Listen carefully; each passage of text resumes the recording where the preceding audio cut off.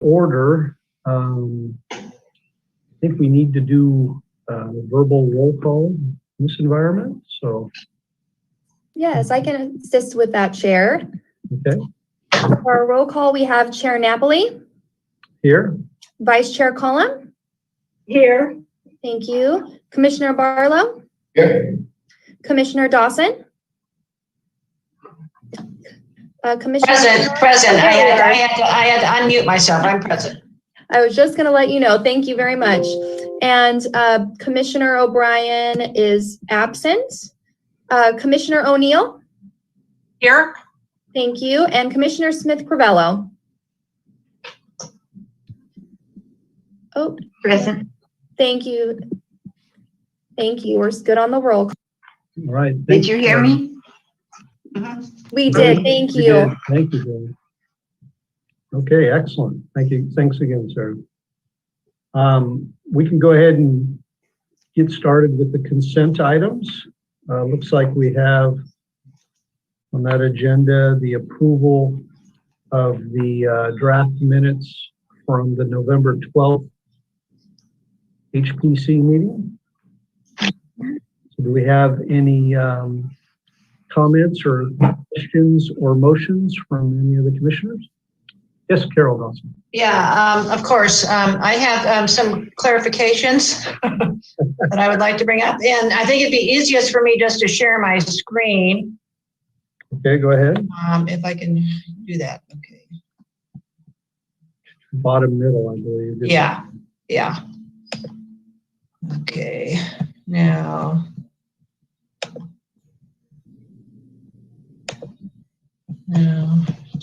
I always forget how to do this. Now, how do I get to actually my screen?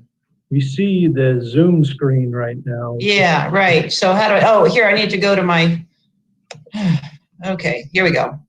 It's on my Google Drive. Sorry. We can see your desktop. Yeah, it's right here.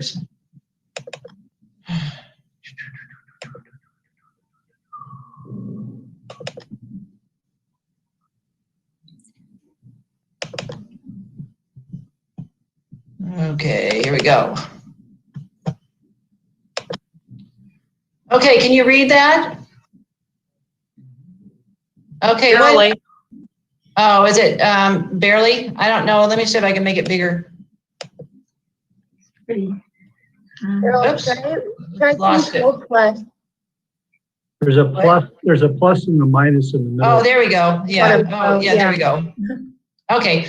Okay, so this is some clarifications on packet page 6, paragraph 3. Things like our commission doesn't approve Mills Act contracts. We recommend for approval. So a couple of those, and then just wanted to clarify. Just things about the facade at 491 Webster Street, and then also of the 3 examples that I gave of Mills Act contracts. So if anybody can everybody read that? And does anybody have any questions about what I'm trying to do here? Give us a moment. Okay. You can read it. Or let me start it up at the top. First, we could see the highlighting. Now we are back to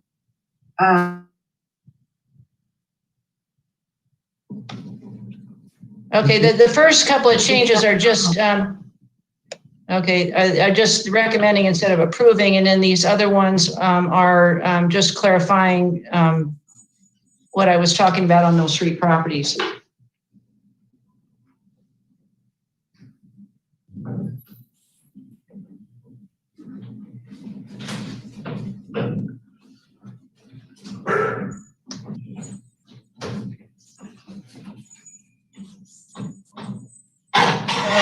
Everybody okay with that?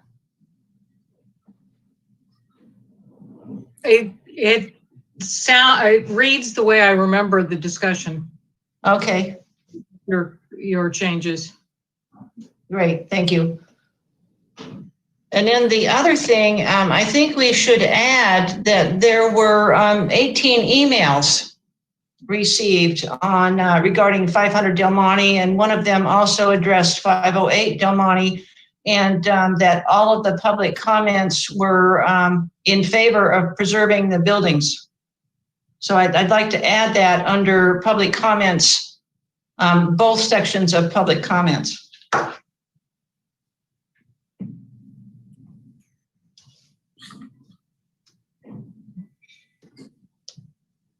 So Carol, this is Kim Cole.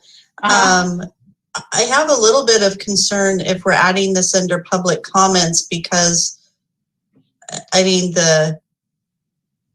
nobody verbally said this during the meeting. If it wants to be like during, I mean, we didn't have public comments saying there were 18 emails received. If you want to add it to, I think you did reference in your comments, I remember you referencing that you had read all the emails that were received. And I think several commissioners mentioned they had read all the emails. If you want to put it in that section, that would make more sense to me. But public comment is really if somebody has verbally made that comment at the meeting. I would concur with that. Yeah, that makes sense.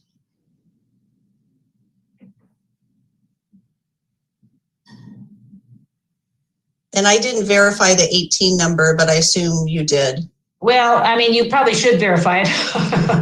I mean, well, maybe what you could do then is say, you know, put insert number of emails or something. We can go back and administratively do that. Yeah, that'd be great. Is there any other concerns or comments from staff or the commissioners on this?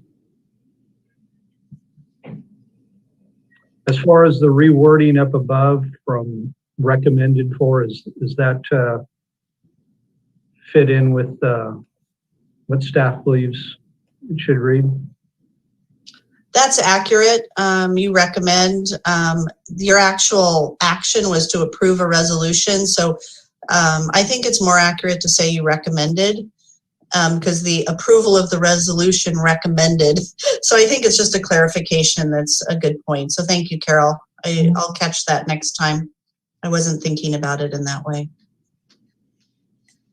Okay. Okay. Mike, yes. It's Kathy. This may be minor, but I remember when Commissioner O'Neill asked about the period of significance on the bottom of page 7, and it says that CV cited the period of significance. Actually, I definitely remember citing that on page 19. It was from 1928 to 1961. Like I say, it's minor, but. Is that something you can modify into your recommendation, Carol Dawson? Oh, sure. Yeah, that'd be fine. Okay. Thank you. And then I'm assuming if we go forward with a recommendation and approval of these minutes, that they could be transmitted to staff so they could utilize that document. Mm-hmm. And just for a point of clarification with Kathy's comment, I always just like to show the page so we all agree what I think is being said is actually being said. Can everyone see my screen here? I think Kathy is referring to Yes. this. That's it. You're saying that you made this comment. So Commissioner Cullum cited the agenda packet. Because my good friend Geraldine said, read it to them. So I remember it quite well. Okay. So it sounds like we're changing CV to Kathy's name. Thank you. Okay, any further comments, changes, discussion on the November 12th draft document of the minutes? Hearing none, is there any motions? I move that we accept the minutes as amended. I'll second. Sorry. Sarah, could we take a vote on that? Sure, absolutely. So we have Chair Napoli, I'll concur, aye. Vice Chair Cullum, Aye. Thank you. Commissioner Dawson. Aye. Commissioner O'Brien is absent. Commissioner O'Neill Aye. and Commissioner Smith-Crivello. Aye. Thank you, everyone. Okay, excellent. Thank you. That should end the consent agenda.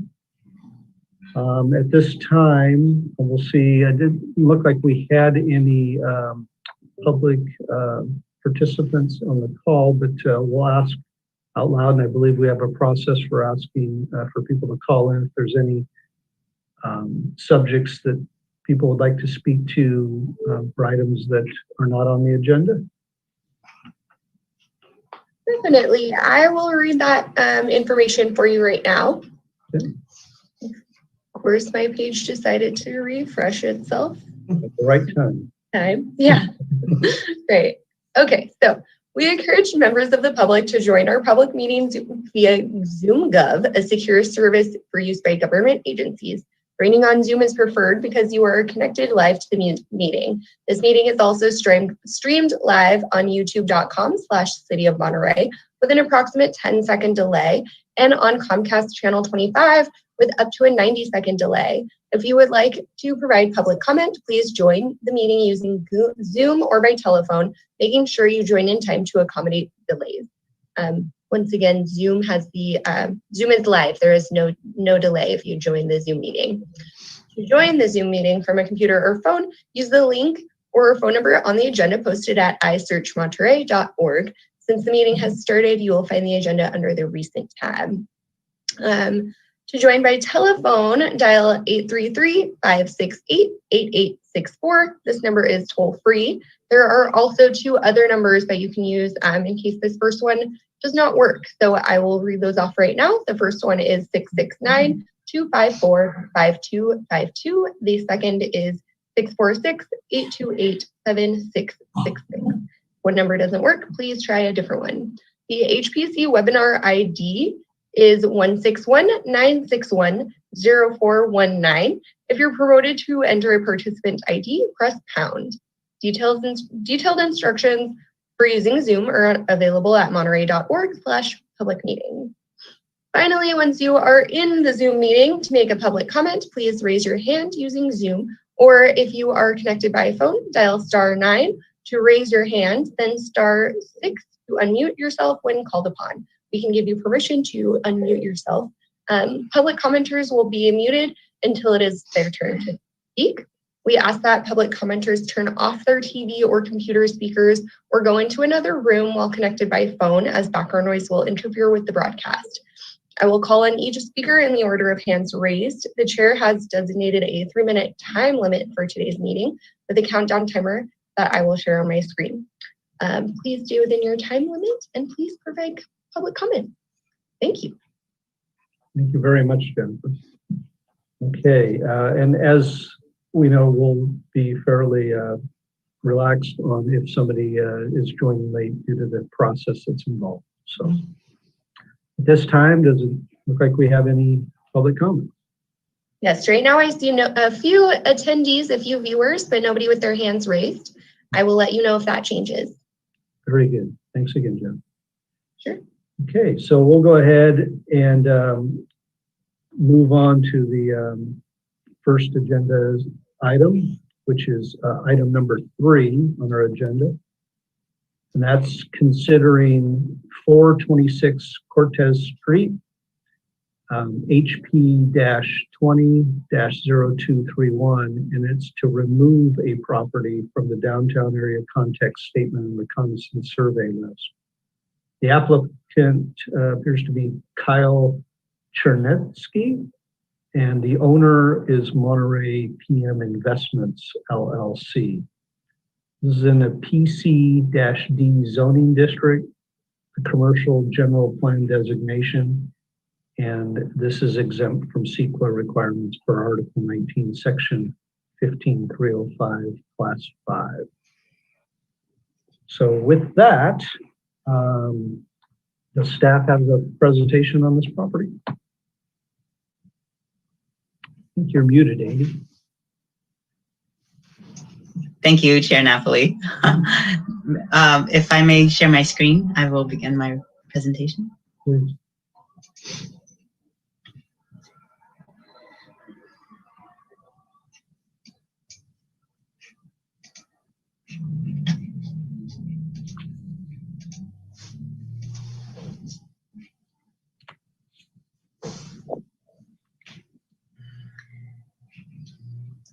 So 426 Cortez Street. The owner representative, Mr. Chernetsky, has requested removal from the reconnaissance list. Here we have a map that shows that it's an internal lot. However, they are working towards merging this internal lot along with the driveway that serves it, so that this would be more of a flag lot. It was originally, or at some point at least, it was a legal duplex, and they instead combined for this building to be owned, or rather leased by a single family. This is an image of the existing building, and within the report, you can see that Mr. Kent Seavey, our architectural historian, noted that this covering for the door was a more recent addition, that it was not original. So as excerpted from our downtown context statement, we have 3 criterion for events, patterns, and trends, for being associated with a person, and whether or not it might be architecturally significant. And all of this text was brought over directly from our context statement and reconnaissance survey. And I don't want to read through every single word here, but we can see that the examples for events, patterns, and trends would be the Japanese American Citizens League Hall, which we also know is designated as a historic resource. If it were to be related to a person, it would be whether or not this might be the best or only remaining representation of that person's influence or achievements. And an example for being significant for design and construction, properties that are associated with a prominent architect of that area of the city, or Monterey generally, would be an important thing to consider. The conclusion for this analysis is that that this site, this property, does not meet significance standards for any of these 3 criteria, and therefore integrity is not consequential. Within the context statement, we also understand that this site could potentially be a contributor to a historic district, in addition to the 2 that we have in the downtown. The numbers that you see here are the dates that the properties were likely constructed, and you can see that the border is inclusive of properties that are both contributors, potential contributors, and those that would not be considered contributors. Now, for this property to be taken off of the reconnaissance list would not then be to be taken out of a potential historic district. And that could be said for any of the properties that you see here in blue, that a property could be individually significant with integrity enough to be considered a historical resource for worthy of designation, or not. And I'd be happy to answer any other questions there might be about that. Mr. Seavey also points out that, well, first of all, he found, in his discretion, he believes that this 426 Cortez is an example of Pueblo revival style, and that just around the corner there is a better example of that style. Whereas within the context statement, I believe it was cited as Spanish eclectic. So lastly, staff recommends removal of 426 Cortez from the downtown area historic context statement and reconnaissance survey because the property does not meet any of the California Register criteria for his historic significance. And I'm available for any questions. Okay, thank you very much, Andy.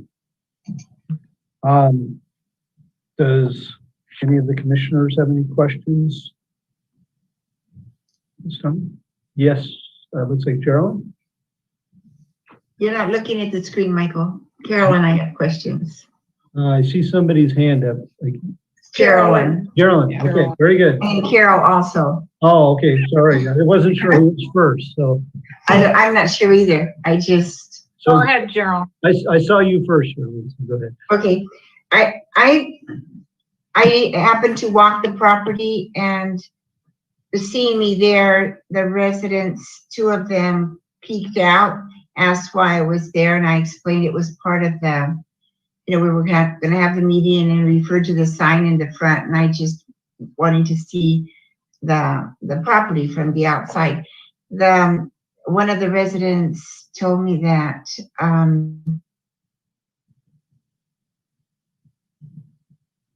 two residents in this building. There appears to be the door is on the not the ocean, but the other side. And there's a little bit of a yard where the dog is on that other side. And so one point is that it is a 2-resident building instead of one. And the other point is there, I understand it's not Pueblo Revival, but one of the residents told me that it was constructed by inside it regarding, which I didn't see. Is anybody else losing part of Yeah, she's breaking up. Yeah, we're losing about half your statement, Geraldine. Oh, sorry. That's all right. Sounds like an internet issue, so. It is an internet problem. So one question is that it's. Last word we heard was question. Different rent. On the side has a little dog yard. Yeah, we may have to come back to you. Is there another story? Not hearing me, I hear you pretty well, sorry. Yeah, let's pause for a moment, see if it gets better, and then maybe go to Carol O'Neill for a moment. And hopefully. Okay, thanks, Michael. I had a couple of questions. One is, if it is included in the proposed district, if we go with staff's recommendation to take it off the potentially historic list, my understanding is it could be substantially altered or bulldozed. Is that correct? Or because it's included in this outline of a potential district, what does that mean for the building? What does that mean for the building? It sounds like you're asking a question about next steps and what might happen. Well, I don't know what that. My understanding is that to be listed on its own, it has to have some significance, either the best of or whatever. But it can be a contributor to a district and not reach that threshold. So we have a potential district. And this is clearly within that potential district, but it doesn't rise to that, I guess, threshold of being super unique. So where does that leave us? Well, to not be individually eligible, but to be understood as a contributor, that district would need to be formed before there would be protections. I can say that the intentions that have been shared with me for this site, their intention is to construct an accessory dwelling unit in the front yard of both of these properties. And I say both properties, when we look at the map, it appears that there's 3 parcels. But as I mentioned, this one is intended to be merged with the driveway. So where the driveway is now, there would be an accessory dwelling unit. And that make it clear that that would be allowed even if it were to be determined an eligible historic resource. The only protections a city has for a parcel that is home to a historic resource is if that resource is also part of the register for the state. If it's registered with the state as a historic resource, that is the only time at which an accessory dwelling unit would have scrutiny with discretionary decision-making by a historic preservation board.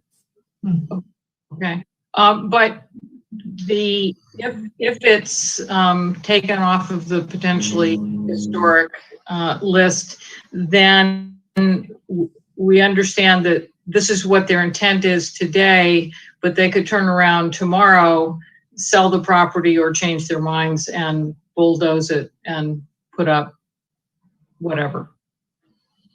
Is that correct? That is correct. Okay.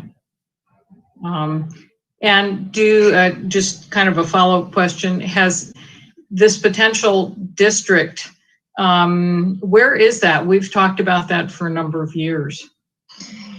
Particularly when we've brought forward a few projects that were seeking designation and earned it, particularly the Presbyterian Church. And yes, we don't have staff time devoted to this currently. We certainly have a wealth of expertise in the community that could propose this and could move things forward. Okay. Good. Thank you. I think there was a lot of information there. Let's maybe take a moment before we go on to the other commissioners. Let's just see if Geraldine is, oh, looks like we might have lost her actually. So that's actually going well. So we started the meeting with a quorum.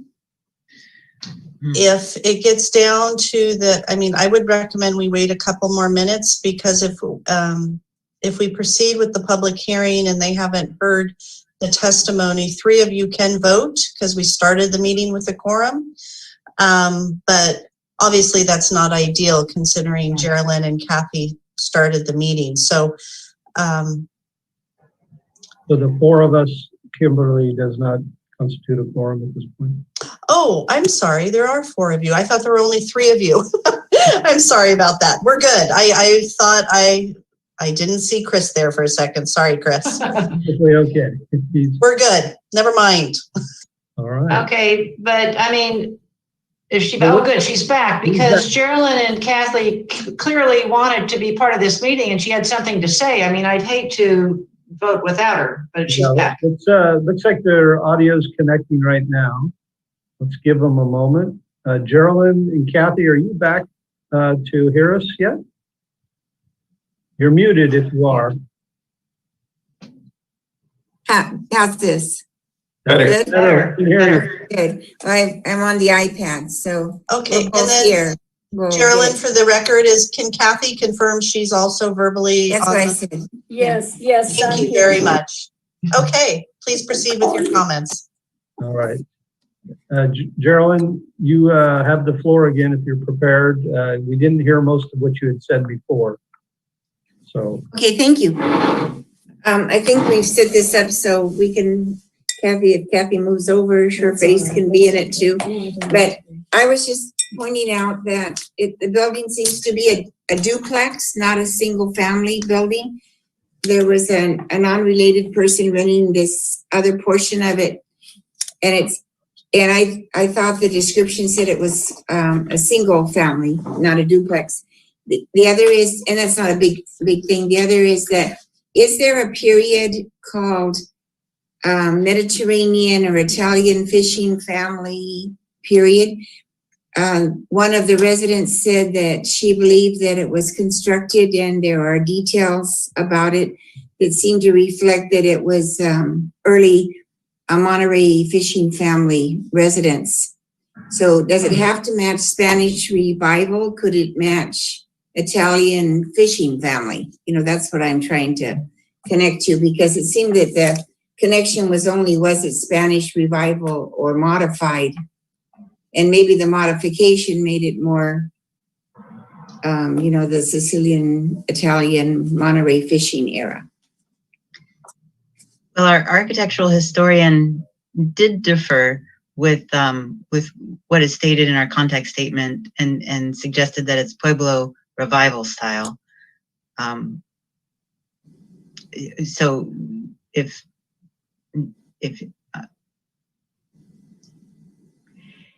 there are findings that the commission wants to state that would maybe differ again with that expert, then that could, I would imagine, be a part of the record.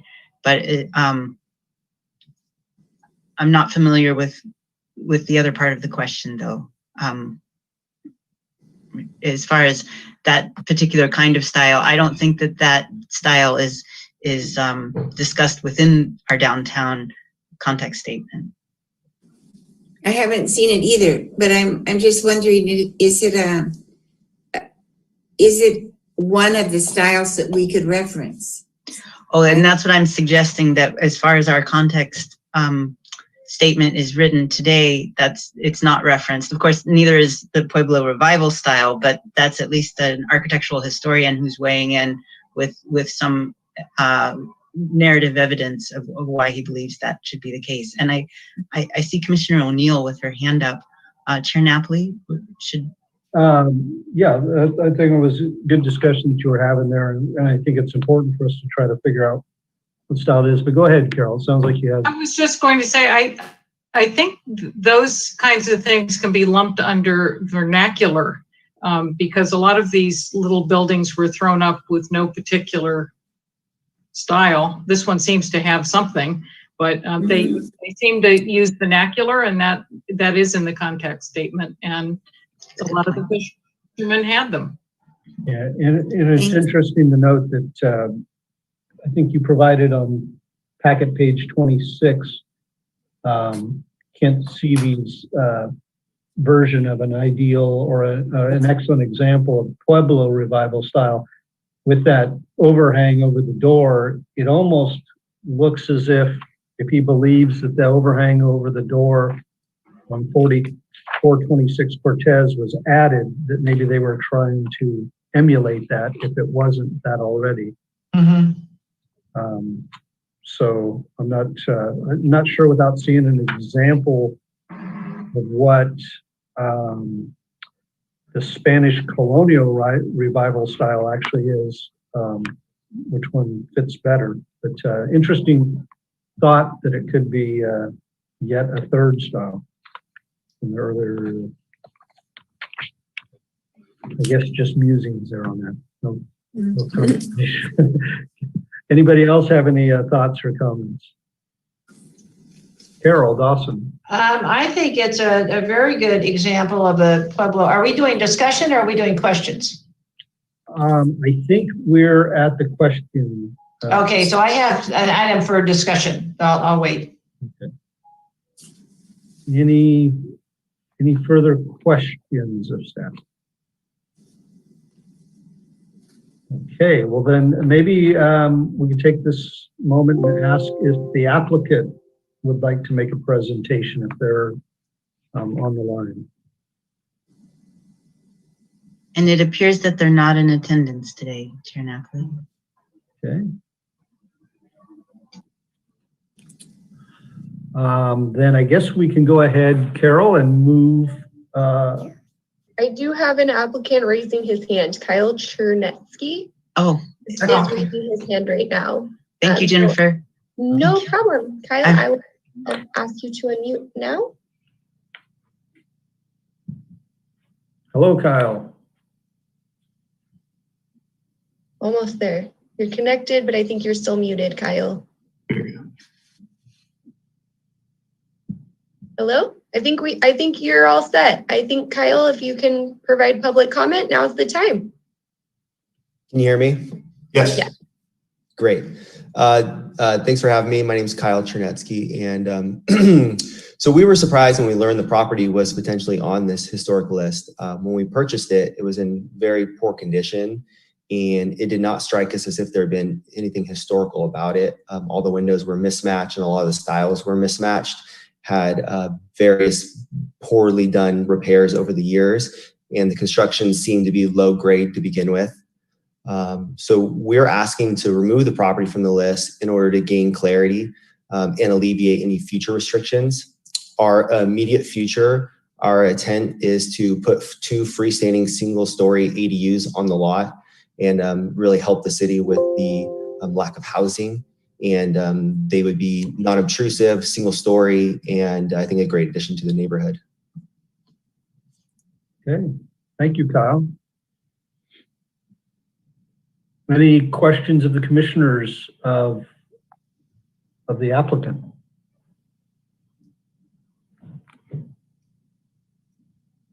Go ahead, Joellen, and you appear to be muted.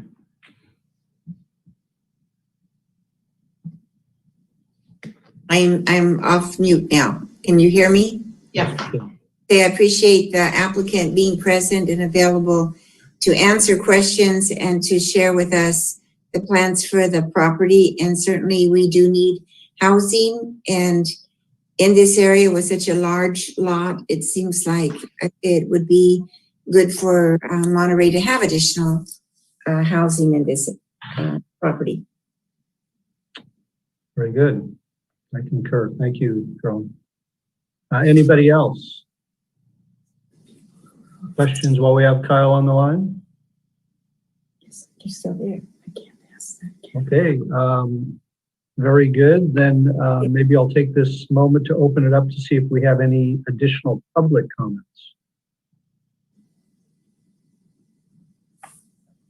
I do see one public commenter raising their hand already.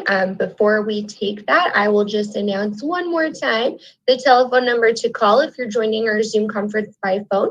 That is 833-568-8864. There are also other numbers listed on the agenda at isearchmonterey.org in case that one does not work. The HPC webinar ID is 161-961-0419. Once you're in the Zoom meeting, you can raise your hand using the Zoom app, or if you're joining by phone, dial *9 to raise your hand, then *6 to unmute yourself when called upon. Right now, I see one public commenter raising their hand. That is Nicole. Nicole, I will allow you to talk right now, and then I will share a timer. Hi, Nicole. Go ahead and introduce. Hi. Can Hi. you guys hear me? Okay. Yes. We can. Hi. I'm a resident at 430 Cortez, which is right next to 426, and it's also on the agenda for today, I believe. And I just wanted to read a public comment that I submitted earlier, if I can, just to get it on the record. Please go ahead.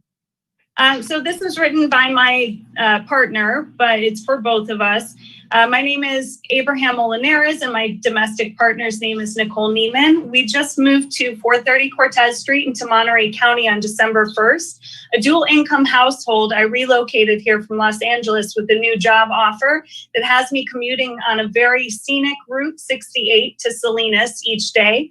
Unfortunately, due to COVID-19, Nicole was furloughed, but it is excited on the horizon for opportunities here in the restaurant industry. We plan on starting a family very soon. Because of rent control, my understanding is that our building is historical. We are able to afford the move out here. We are both college educated in our mid-30s. I'd like to think that not only do we bring our experience in our respective fields to the area, but also our own diversity with our Jewish and Latino heritage to a large community. What I want to skip over a couple things to get this.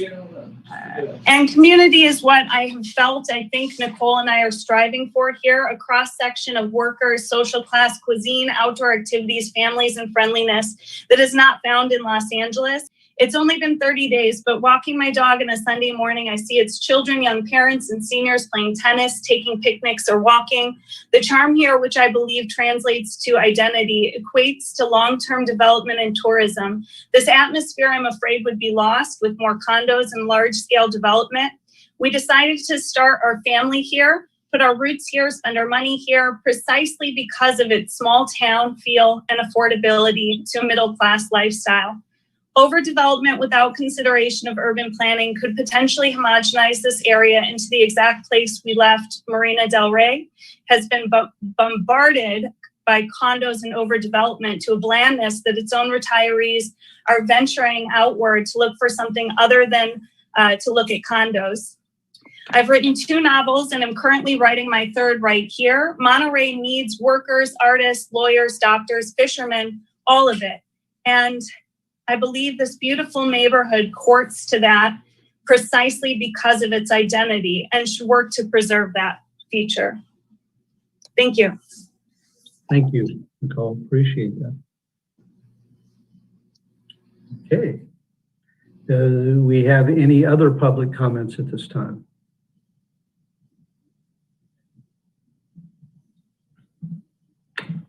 Okay, very good. Then I'll go ahead and open it up to commissioner comments at this time.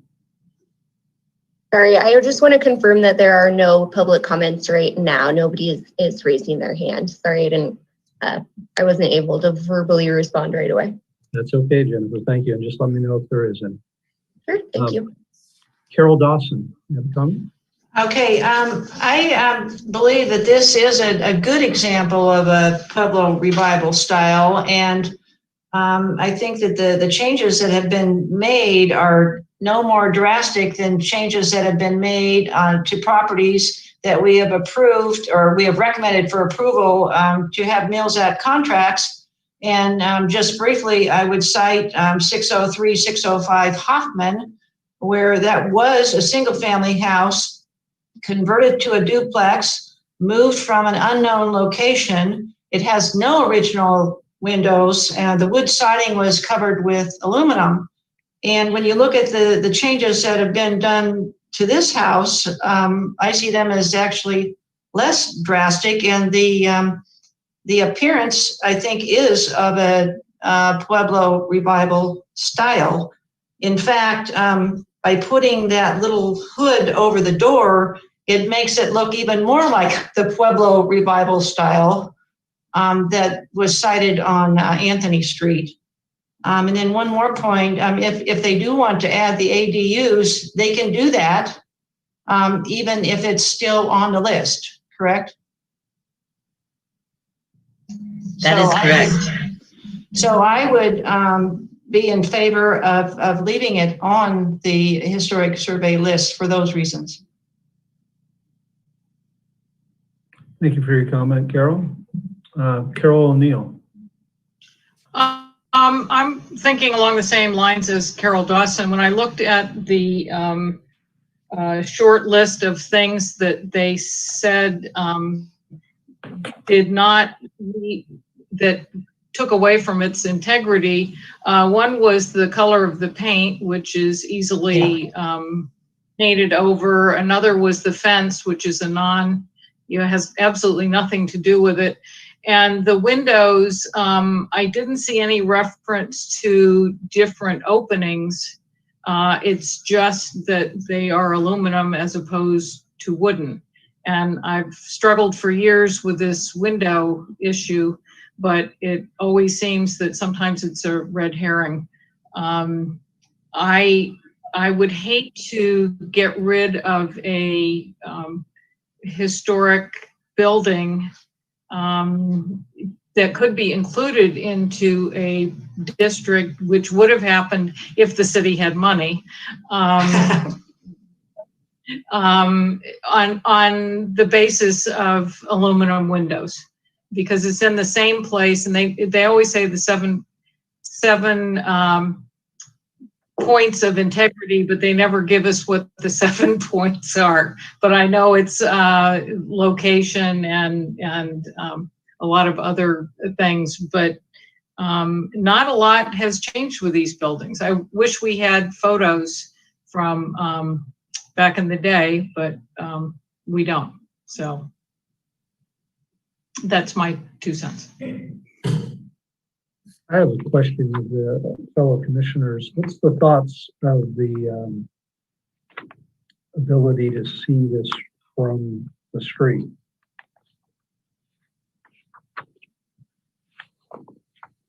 What do you mean by It seems ability? it seems to be back behind the next 2 buildings that are going to be coming into question. I walked the property and you don't see much of the property in question from the street. It's blocked almost entirely by the building in front of it. Thank You have to walk down the driveway in order to see it. There's a little, yard that separates the 2 buildings. And then that fence too. Mhm. It's pretty isolated back there. Yes, you can only see part. You can see in the, I don't know if you can see this picture, but there's a telephone pole, and then over here is part of it. Does that show it? Page 25. Yeah, you can see part of it. Right.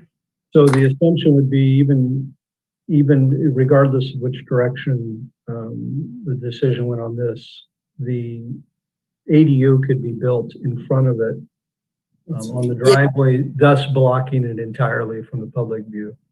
Yes, there's a lot of room both in front of it here and in the driveway area. So Right. one of those areas could be left for parking, and there's room for ADU. It's a large lot, it appears to me. And it sounds like the ADU is going to be on the driveway itself, to the right of the other building. It seems that way, yes. Yes, Carol Dawson. As I understand it, a pueblo is actually a group of homes. And so if they were to build 2 ADUs that were in this same pueblo revival style, it would be even more appropriate, I think. Good point. And I guess, that would be a good point. I think that we're assuming, though, that it's not the Spanish colonial revival style as stated then. No, it really is more like a pueblo revival style, I think, according to Mr. Seavey. Right. I'll go ahead and throw out there. I mean, I think this to me is a little bit of a tough one. I don't think it's a wonderful, I don't think it's the most pristine example that we've got out there. But I do kind of think of it in terms of the fabric, especially in context of the, potential historic district. It's hard for me because, a lot of what we do is, well, what do you see from the street? So obviously that'll go away potentially. But I'm also sort of struck by the fact that there's not really a real compelling reason why that building shouldn't be there. I mean, from a housing standpoint, if we took that building out, that would be 2 units that we'd lose because that's a duplex. So I'm a little bit on the fence on this one. So I'm happy to keep listening and hear the other comments. I agree. Well, is there any other comments or any motions? I move that we do not go with the staff report and recommend that it stays on the historic survey list. And Carol, can you provide us findings for decision for that? Sure. I'd recommend you state the reasons, please. Okay. Number one, I do, as I said before, I think it's a good example of the Pueblo revival style, and that the changes that have been made are not significant. It still has the appearance of Pueblo revival style, and it's a contributor to the potential. No, I think you nailed it, that though not significant on its own, it would be a contributor to what's been outlined as a potential district. And I'm sorry, Carol, I didn't write fast enough. So far I have number 1, it's a good example of Pueblo revival style. And I missed the second point. Oh, and that the changes that have been made are not significant. It still has the appearance of the Pueblo revival style. And the third thing would be that it's a contributor to the potential historic district. Thank you. Yeah, and I'll throw one more in there. It looked like by the dates that were shown earlier on, it looked like it was about the 5th oldest structure in that district. So that's something that gave me pause too.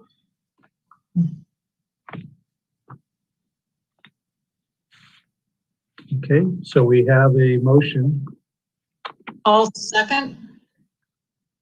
Sounds like we have a second from Carol O'Neill. Us Carol stick together. Yeah. The infamous Carol voting block. Okay, so I think we'll go ahead and take a vote on that. Sure, let me pull that right up here. Chair Napoli, I'll vote nay. Vice Chair Cullum. No, there's no reason to abstain. Aye. Okay, and then I have Commissioner Dawson, or Commissioner Barlow. Nay. Thank you. Commissioner Dawson. Aye. And Commissioner O'Brien is absent. And Commissioner O'Neill. Aye. And Commissioner Smith-Crivello. Aye. Thank you. Did we get Kathy? Yes. Yep. Okay. We did, yes. Thank you for checking. And for the public record, this application is appealable to Planning Commission within 10 days on forms available online. And that opportunity is available. Thank you. Okay, very good. Let's go on to agenda item number 4, which is right next door. It's considering 430 and 432 Cortez Street, HP 20-0232, to also remove this property from the downtown area context statement and reconnaissance survey list. The applicant again is Kyle Chernetsky. The owner is Monterey PM Investments LLC, and it's also in the PC-D zoning district, commercial general plan designation, exempt from CEQA requirements per Article 19, Section 15305, Class 5. So staff, do we have a presentation on the property next door? Yes, Chair Napoli, may I share my screen? Thank you, Andy, please.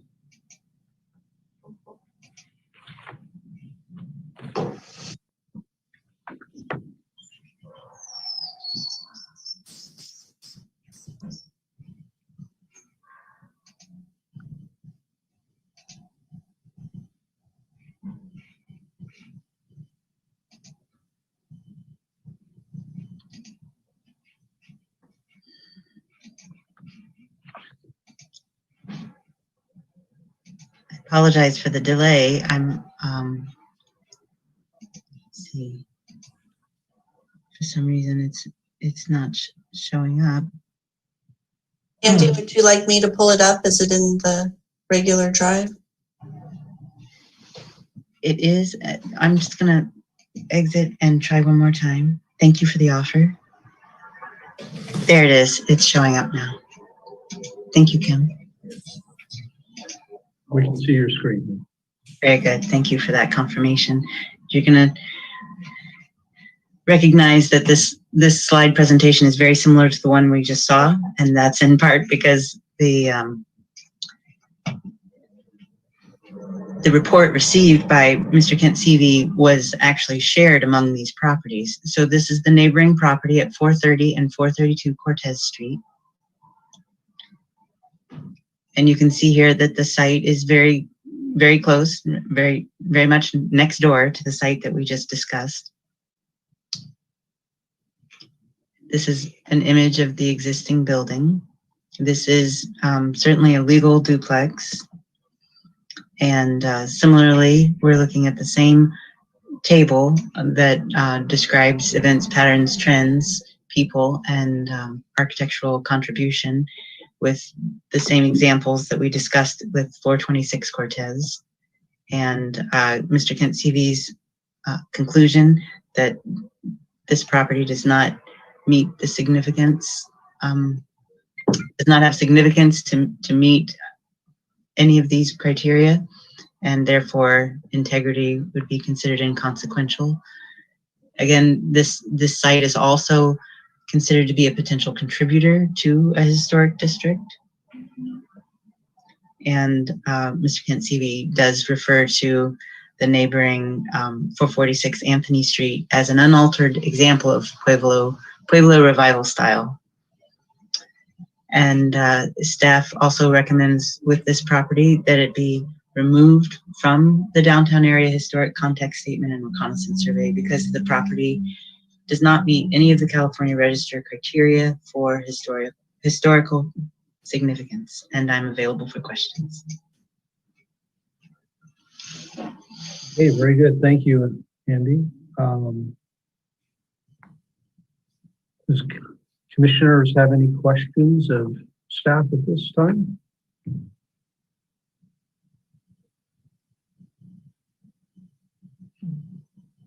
None, very unusual. We might need to note this day. Okay. I can state the same thing I stated before, which is it is a duplex, and perhaps it doesn't have to match that little Pueblo style adjacent property. Perhaps it kind of stands on its own, although the windows have been changed, of course, as a structure that was built during the Italian fishing in a Mediterranean style that is part of a neighborhood of other similar structures, and therefore could be considered as worthy of keeping, as a part of that neighborhood.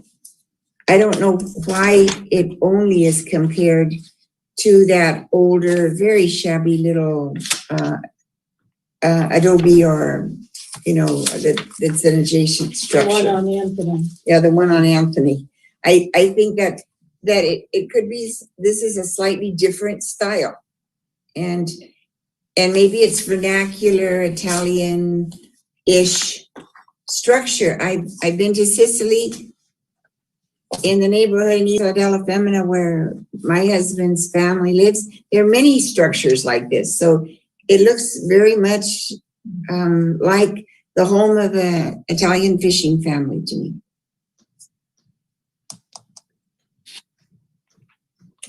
Okay, thank you very much. Any other comments or questions, from the commissioners?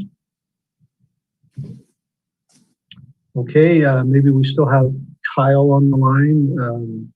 If we do, would the applicant like to make a presentation for this property?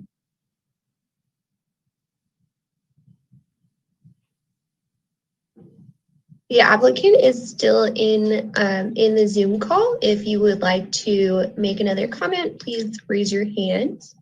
Once again, to raise your hand, you can either use the Zoom app or dial *9 to raise your hand. And I see no hands raised, so I would recommend continuing. Okay, thank you very much, Jennifer. Any public comments at this time? I can announce that number once again to call in, 833-568-8864. That's our toll-free number. Our webinar ID is 161-961-0419. We do have 3 attendees in the meeting right now. If you would like to provide public comment, please raise your hand with the app or dial *9. Yeah, thanks again, Jennifer. Sure thing. I don't see any hands raised, but I'll let you know if that changes. Okay, appreciate it. All right, so I'll go ahead and open it up to commissioner comments at this time. Looks like, just for the note, we got a couple of comments. Okay, go ahead, Carol O'Neill. I just wanted to note that on the proposed district, that it actually bumps out a little bit to include these two properties, or three properties that they could have stopped at Franklin Street, but they actually went down Cortez for half a block and captured a bunch of those, I'm sorry, across Anthony Street, and captured a handful of properties. So clearly the intent was to get these properties, which are on the edge of the commercial district, and that's part of the world that grew up around the fishing and Japantown and all the rest of that. And it's what we see on Cannery Row, a mix of commercial and residential. So I think it's not by chance that the district was drawn that way. Okay, very good. Thank you, Carol. Geraldine, I think you had a comment? Well, I was looking at the resolution number H20 on page 32, and it says it's a one-story house, and I want to be sure we're talking about the two-story building. I believe 430 and 432 are the two-story building up front. Yes, that's what I thought. Thank you. So that could. Is that correct, Sandy? That is correct, and I apologize for that error. Thank you for pointing it out, Geraldine. I appreciate it. You're welcome. It is more picky readers. We have to keep the record clear and make sure that there's clarification. I appreciate it. Thank you. Thanks. Very good. Any other comments? I'm just going to state that it's obviously a little more visible, so in case I get accused of inconsistency when the vote comes, and no spoilers here, but very good, Christopher. Thank you. All right, Carol Dawson. I have all the same comments that I did on the previous property. It looks like the only changes that have been made are to the windows and in the fence and the color, and I don't see those as significant. I think it has retained most of its integrity. Okay, very good. Okay, any further comments or motions?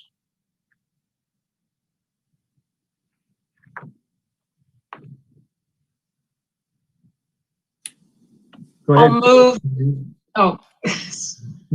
I'll move that we, let's see, I've got it up on the other screen, that we not accept staff's recommendation for removing 432 Cortez Street from the reconnaissance survey, potentially historic. And it looks like Carol has moved and Christopher has seconded. And I need findings for decision for that, or are you going to reference the previous findings for the previous application, or if you could? I think that would be sufficient, is the findings for the previous. So I'm just going to read those into the record. So if you disagree with that, please let us know. The first one is that the HPC has concluded this is a good example of Pueblo revival style. Number two, the changes that have been made are not significant and the building still appears as Pueblo style. Three, it's a contributor to a potential district. And four, and I think this one does need to be changed. Your previous finding was that it's the fifth oldest structure in the potential district. And you could ask us to update that with whatever number this is within that district. Sure. If that reflects your thoughts. I think so. Any comments from anyone? Okay. That sounds good. It does sound good. Okay, I think we'll go ahead and take a roll call vote. Sure. Chair Napoli. Aye, listening. Thank you, Christopher. Vice Chair Colum. Aye. Commissioner Barlow. aye. Commissioner Dawson. Aye. Commissioner O'Brien is absent. Commissioner O'Neill Aye. and Commissioner Smith-Crivello. Aye. Thank you. And for the record, this decision is appealable on forms available online within 10 days of the date of the decision. Very good. Thank you, Kimberly. Okay, a couple of very interesting and challenging properties there. A lot of interesting history. Go ahead and move on to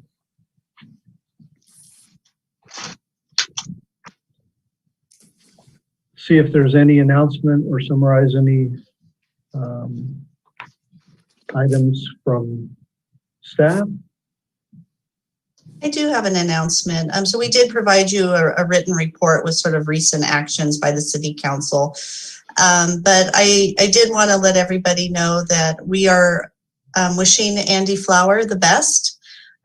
He has recently taken a new job, and actually Monday will be his last day with the City of Monterey. So I just really wanted to thank him for his years of service to our community and dedication to providing community service. So I know he's worked closely with the Historic Preservation Commission. So just wanted to share that with you since we were able to do that. So good luck, Ande. We wish you the best.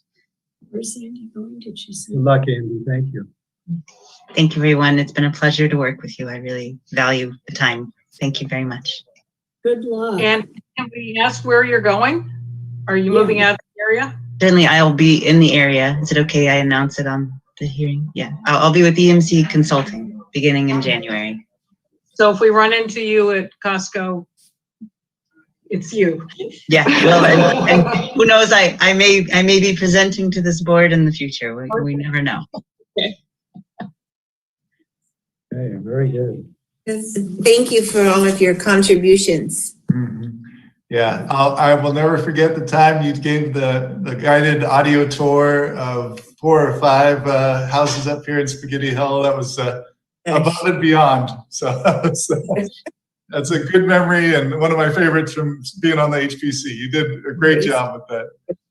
Oh, thank you, Chris. And I thoroughly enjoyed our field visit to the Japanese museum. Thank you, everybody, for participating with that. That was a great day too. Very interesting. Yes. It's right before the event. Okay. Any other announcements, Kimberly? I don't have anything else unless you have questions for me or Ande. We're happy to answer them. Okay. Any commissioner comments at this time? Mike, it's Yes, Kathy. Kathy. I was just wondering, last month we had a tentative agenda for today's meeting, and it mentioned 100 Veranda, which I don't see appearing anywhere else. Can we have an update on what's happening with that, please? Would you like me to do the honors, Kim? Great. I've been working with the applicant and also with the consultant, the acoustical consultant that they're working with.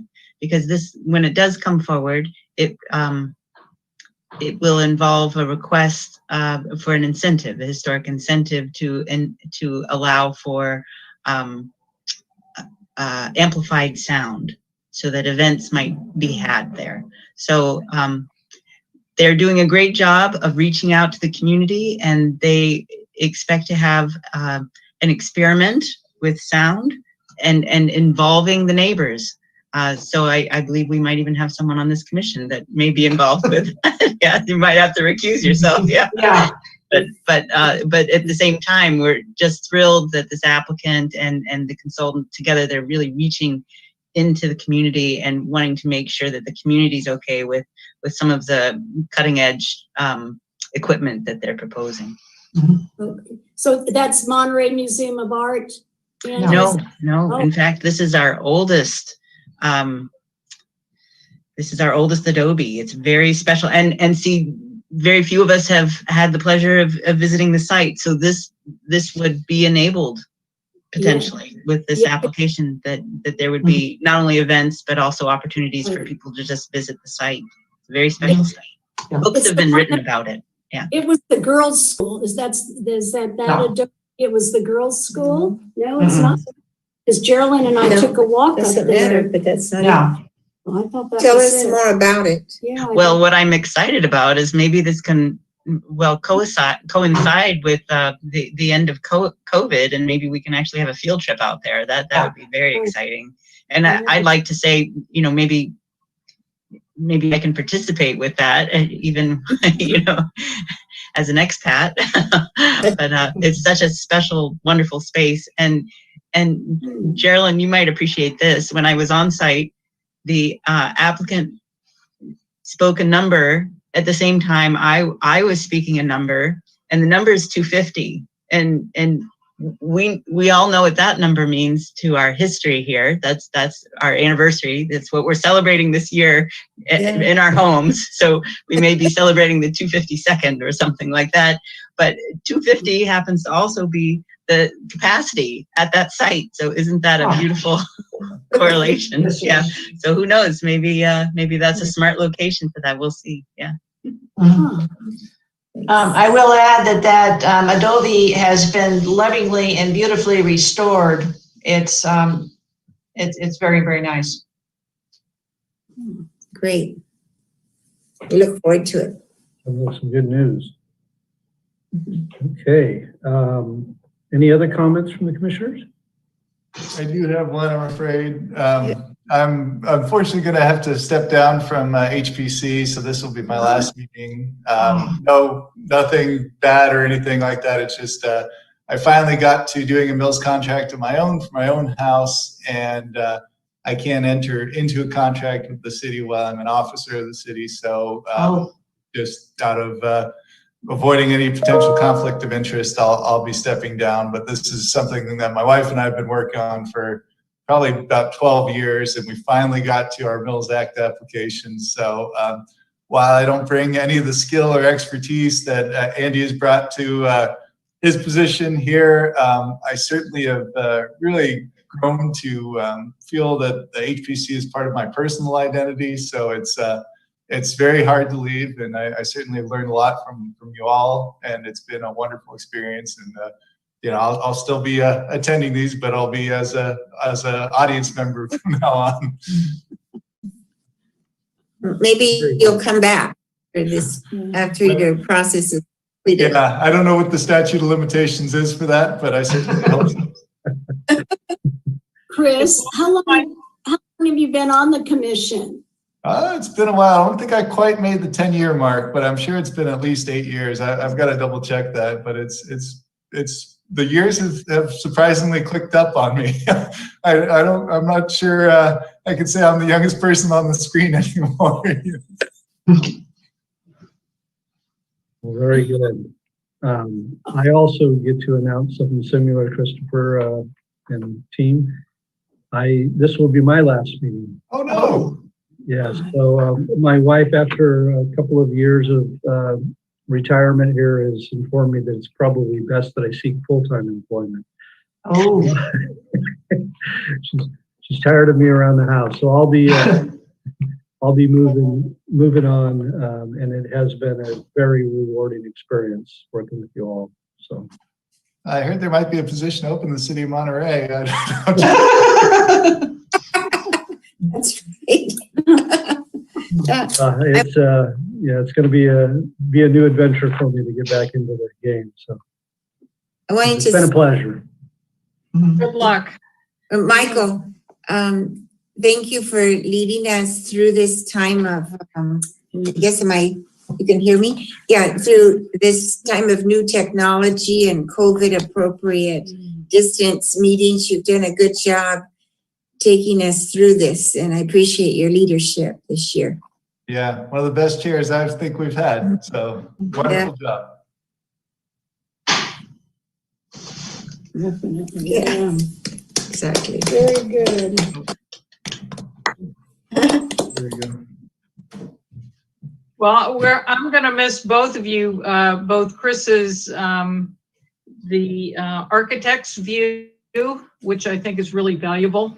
And I agree, Michael has not had an easy year, but you've led us when, if we had been leaderless, it would have been way harder.